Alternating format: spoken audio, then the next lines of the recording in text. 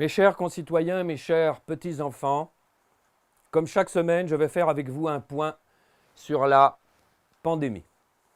Cela fait maintenant 1 an que notre pays est durement touché. 1 an que nous faisons face à la plus grande crise sanitaire de notre histoire récente. Au 15 mars 2021, sur l'ensemble du pays, 67 309 545 personnes ont survécu au virus, soit 99,9% de la population. À noter que malgré la pandémie, la population française a augmenté de 0,3% en 2020, et ce, malgré tous nos efforts. À l'échelle mondiale, 7 milliards 973 638 306 personnes ont survécu. Le pourcentage de décès dus au ou à la Covid, c'est selon. À l'heure où je vous parle, est donc de 0,033%. La population mondiale a quant à elle augmenté de 5,62% en 2020. Dans un souci de transparence et de précision, et afin de mieux comprendre, il naît 380 000 personnes par jour dans le monde, et c'est heureux, si vous naissez au bon endroit. Le nombre total de victimes depuis le début de la pandémie équivaut donc à 1 semaine de naissance. D'après les courbes de projection qui restent à affiner, l'humanité devrait, je dis bien devrait, survivre. À ce jour, la pandémie a fait 2 653 641 victimes dans le monde.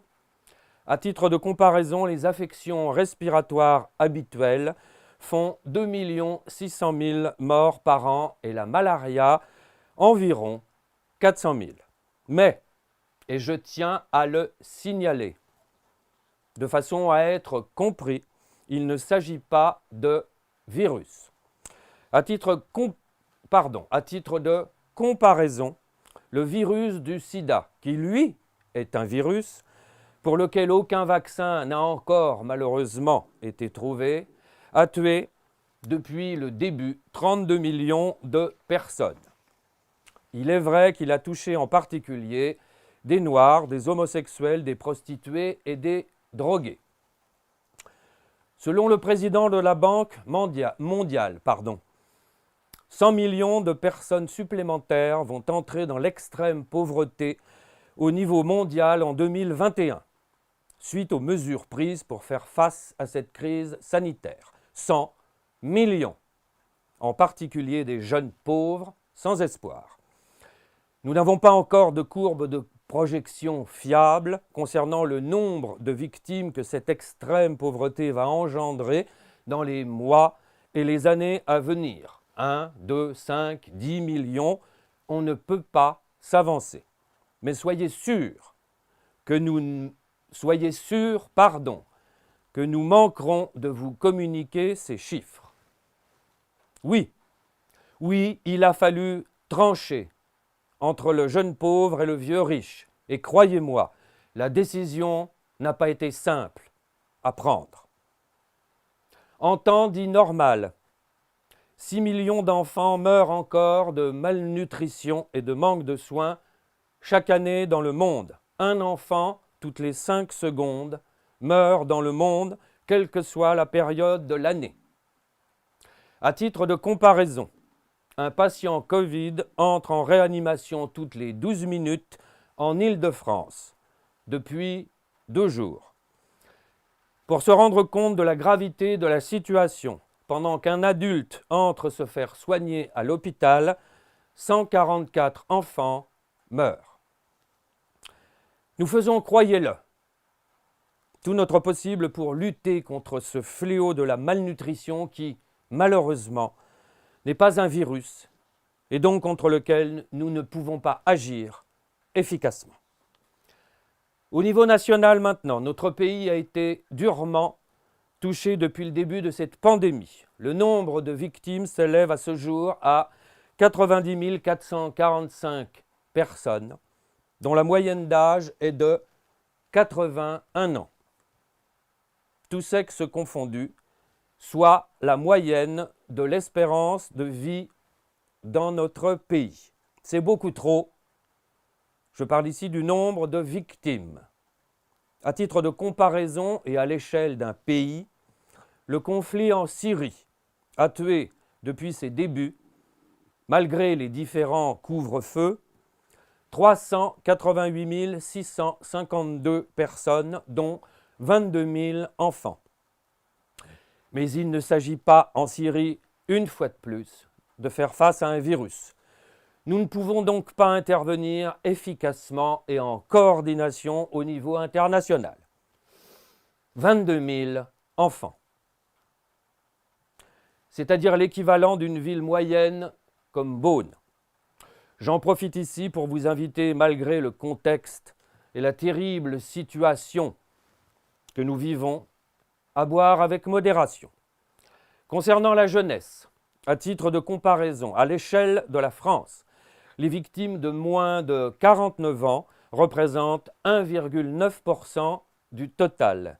Les moins de 19 ans, 0,01%. Un jeune sans comorbidité, selon les dernières évaluations scientifiques à affiner, aurait donc plus de chances de gagner au loto que d'être emporté par le virus. Et nous nous en réjouissons. Ce sont eux qui vont payer la dette dite Covid. Maintenant, la situation dans nos hôpitaux. Elle reste préoccupante, voire alarmante. Nos hôpitaux sont au bord de la saturation.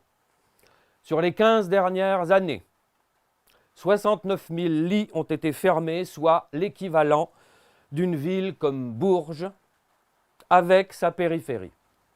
Depuis 2013, 17 500 lits ont été supprimés, dont 13 681 dans l'hôpital public, soit l'équivalent d'une ville comme Saint-Jean-de-Luz, cette fois hors périphérie. Un certain nombre de lits dits de jour ont été ouverts, mais nous ne parvenons pas à l'heure actuelle à estimer leur nombre qui reste fluctuant. Comme vous l'aurez compris, nous n'arrivons pas pour l'instant à endiguer la pandémie de fermeture de lits. Les 4 000 lits, commandés par les accords de Ségur, ne sont toujours pas arrivés. Nous ne perdons évidemment pas espoir. À titre de comparaison, la France, qui, comme chacun le sait, possède le meilleur système de santé du monde, compte 5,9 lits de réanimation pour 1000 habitants, l'Allemagne 8. Depuis des années, mes prédécesseurs et moi-même appliquons le même triptyque que vous connaissez maintenant tous. Plus la population augmente, plus la population vieillit, plus on ferme de lits. Et nous ne varierons pas. Il en va de la vie des Français. Un point pour finir sur la vaccination. L'Union européenne a commandé au total 1,6 milliard de doses. De quoi vacciner chaque Européen 3 fois et demi. Nous attendons maintenant avec impatience que ces doses arrivent. Le 12 mars, 226 000 personnes ont été vaccinées en 24 heures dans notre pays. Un record. Je dis bien un record. Un record qui nous place, à l'heure où je vous parle, en nombre de personnes vaccinées par rapport à sa population, en 54e position mondiale. Loin derrière le Royaume-Uni, les États-Unis, Israël ou même les Seychelles, le Maroc ou Malte. Un record qui nous permet de nous situer en dessous de la moyenne européenne. Fin août, je m'y suis engagé et je m'y engage encore devant vous. 70 millions de personnes seront vaccinées en France sur les 67 millions que compte notre pays. Avant de conclure, je vais laisser la parole à la ministre de la Culture qui tient à faire un point avec vous.